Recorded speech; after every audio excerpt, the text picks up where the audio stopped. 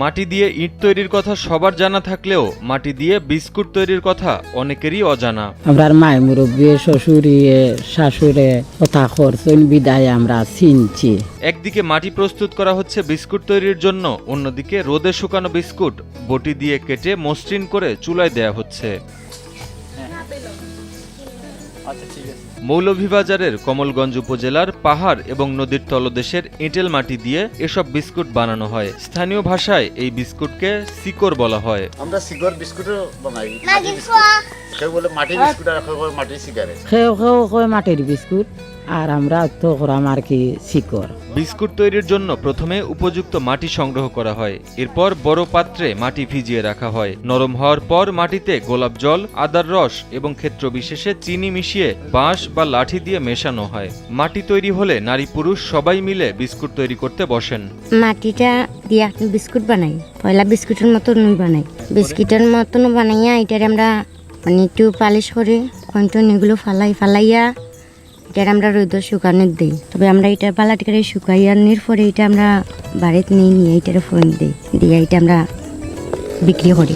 বিভিন্ন আকারের বিস্কুট তৈরি হয়ে গেলে সেগুলো রোদে শুকানো হয়। 1 থেকে 2 দিন সময় লাগে শুকাতে। এরপর ধারালো বটি দিয়ে কেটে প্রস্তুত করা হয়। শেষ ধাপে লোহার শিক দিয়ে তৈরি চালনি বসানো হয়। বিস্কুট ও শিকড়গুলো ওই চালনির উপর বসানো হয়। তারপর হাঁড়িটি রাখা হয় চুলার উপরে। ধানের তুষ দিয়ে আগুন জ্বালানো হয় গর্তে।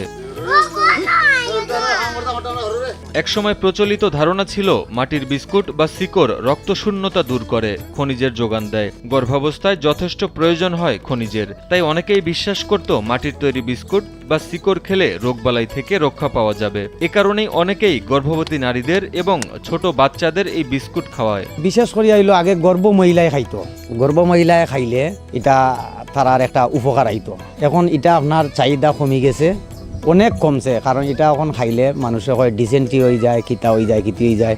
বর্তমানে শুধু ক্ষুধা নিবারণের জন্যই নয়, বরং এক ধরনের অভ্যাসের বশেই লোকজন মাটির বিস্কুট খেয়ে থাকেন বলে জানালেন বিস্কুট তৈরির কারিগররা। তবে আগের মতো কদর এখন নেই। বর্তমানে মাটির বিস্কুটের চাহিদা কমে যাওয়ার পেছনে কারণ হিসেবে কারিগর মোহন শব্দকর জানান, দারিদ্র্য সীমার নিচে বসবাস করা শব্দকর সম্প্রদায়ের মানুষদের অবস্থার কিছুটা উন্নতি এসেছে, হয়েছেন অনেক সচেতন। আগে চাহিদা আছিল, এখন এটার চাহিদা কমে গেছে এই মাটির বিস্কুটের। তারপরেও কিছু কিছু আমরা মাঝে মধ্যে আনি, এগুলা বানাইয়া আমরা কিছু গর্ব ও গাঁওগুলো যাই, বেটিনতে বানাইয়া দিন, বেটিন ধরে আনিয়া দেই, তারা বানাইয়া দেয়, গাঁওগুলো যাই। কেউ আধা ফোট চাউল, কেউ 5 টাকা, কেউ 2 টাকা দিয়ে কেউ রাখে। আগের মতন বিক্রি হয় না। দারিদ্র্য সীমার নিচে বসবাস করা এসব পরিবারের খোঁজ খবর কোনো জনপ্রতিনিধি নেয় না বলে আক্ষেপ করেন মোহন শব্দকর। অনেক বয়স হলেও কোনো সরকারি সুযোগ সুবিধা পান না বলেও জানান মাটির বিস্কুটের এই কারিগর। ইলেকশনের সময় ভোট দিও, এই ভোট দেও, তোমরা রাস্তা দিমু, গাছ দিমু, এই দিমু, হেই দিমু, এই বয়স্ক ভাতা দিমু, ওয়ান করবো, কিচ্ছুই নেই। আমরা ইলেকশন আইলে গাতো হাত দিয়া মান দিয়া দিই, এ সময় হাত দেওয়া লাগে না, সাবান দিয়া।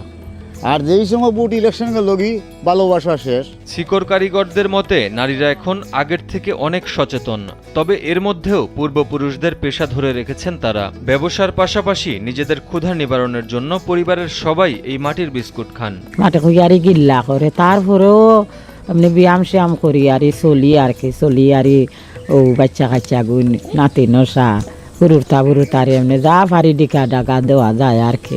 মৃতপ্রায় হলেও এই মাটির বিস্কুট শিল্প আজও মনে করিয়ে দেয় অতীতের অন্ধকার সময়কে। চাহিদা কমে গেলেও একদম হারিয়ে যায়নি এই খাবার। আজও দেশে মাটির বিস্কুট কোনো কোনো সম্প্রদায়ের মানুষের খাদ্য হিসেবে প্রচলিত আছে। ক্ষুধা মেটানোর খাদ্য ছাড়াও এতে প্রয়োজনীয় খনিজ উপাদানের প্রাপ্তি ও রক্ত স্বল্পতা রোধের পুরনো ধ্যান ধারণা থেকে এটি এখনো খাওয়া হয়।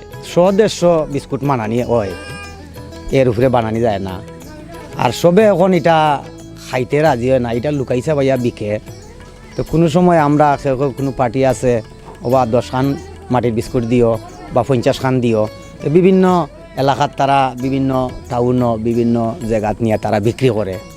আমরা 2 টাকা 3 টাকা এরকম বেশি আরি।